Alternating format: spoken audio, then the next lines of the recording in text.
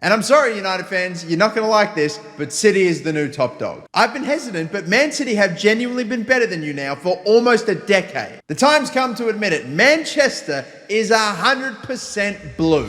Today on the show, we talk football, we talk cricket, we talk UFC, and this New York garbage man goes for a 10-day contract. Have a look at this range, man. Steph Curry's shaking in his boots looking at that. Seriously, get this man in the NBA now. This is $0 given.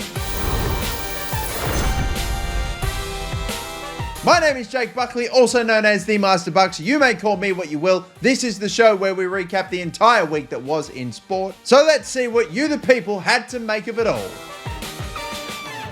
Now, beginning with football, we had the Manchester Derby in the Premier League, and Man City absolutely whacked up Manchester United. It was painful for United fans, but it was a bloody easy day for the Man City goalkeeper. Look at Ederson, he's sitting in the centre circle. And when a game goes like this, it's not hard to find out why. Safe to say United fans are not happy, and they're going to get Harry Maguire's Instagram removed for being a massive fraud. He is definitely a part of arguably the worst transfer window in United's history. And I'm sorry, United fans, you're not going to like this, but City is the new top dog. I've been hesitant, but Man City have genuinely been better than you now for almost a decade. The time's come to admit it. Manchester is 100% blue. It's also come out that Russian owner Roman Abramovich is going to be selling Chelsea after nearly 20 years. He's apparently just wiped a $1.5 billion debt from the club. It's just madness. Just madness. But either way, at the top of the table, City and United are still just duking it out. This is going surely to the last day of the season. Can we also talk about Ajax having scored 74 goals and only conceding 9 this season? They're going to finish with a 100+ goal difference this season. Like, chill out, Ajax.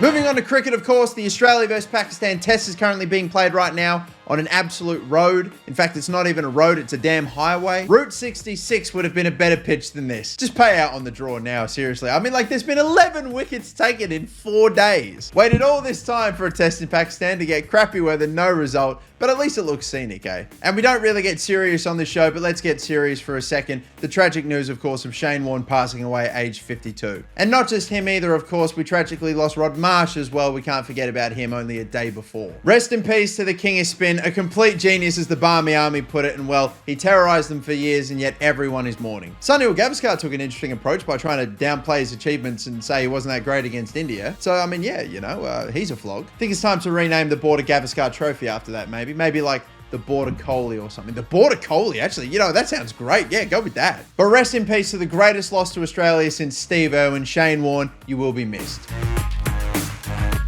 Having a look at the AFL, the Community Series is underway and the goalposts at the MCG are up. We are a little over a week away, people. Wednesday cannot come soon enough. Let's hope the Geelong football team can just make it to round 1. They got caught in a giant storm on their way flying to their last game. Selwood bloody bricking it. It's all connected. It literally is manifest vibes. Hat-trick, danger, sky. Nah, there's a reason that you don't have any likes on that tweet, mate. I'm sorry, Shano, mate, but you don't get Twitter after that no more. You gotta delete your whole shit now, mate. I'm sorry. I had to make the rules. Mason Cox has been rocking a pair of sunglasses, and apparently he will be wearing them during the AFL season. He had to fight tooth and nail with the AFL to actually get it approved. As you can tell from this gif, he didn't really have a great game, so I don't know how it will go in the actual season if he actually gets a game. But hey, before we move on, I should also shout out the Melbourne AFLW team. They just set the biggest score total ever in AFLW history with 107 points. It's crazy because I swear that Melbourne was on the receiving end of the highest ever AFL score as well, right? So the women's team goes and wrestles back a nice bit of history. How about that?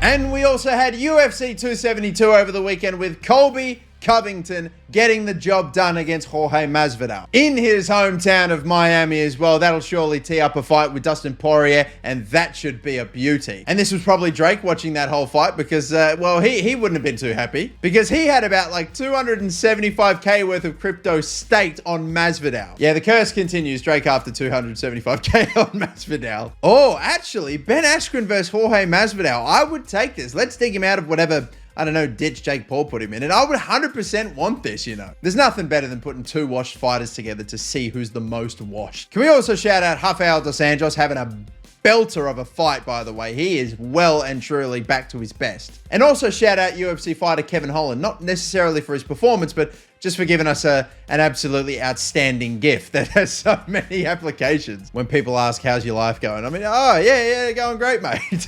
Class stuff, but will he be Legend of the Week this week? I'm not so sure. It's got to be a lock this week if there was ever a week, surely. But regardless, I ask you all for your nominees every weekend, so let's take a look. The guy who hit the buzzer beater for Tulsa, yep, I'm aware of this. This guy here, right, is playing his last ever college ball game and heaves a 3-point buzzer beater to win the game. Oh, March Madness is here, baby. Let's go. Person who flew a plane over Anfield saying cat lives matter. Oh, for Kurt Zuma. God damn it. Kurt Zuma is never living this down. I personally rate the inflatable kitten way higher. But I agree with this man, Nathan Evans. Legend of the Week automatically goes to Warnie. It was an absolute lock. You may as well have kicked me out the country if I didn't give one of the biggest legends in Australian sport Legend of the Week. Shane Warne, you will be missed. Rod Marsh, you will be missed. But Shane Warne's Legend of the Week. Be sure to follow me on Twitter, lads, where I'll be asking you for your nominations for Legend of the Week every single weekend. We have plenty to look forward to next week as well. AFL, NRL, it's right around the corner. So much and more. I'll see you all for the next one. My name's Jake Buckley. Catch you later,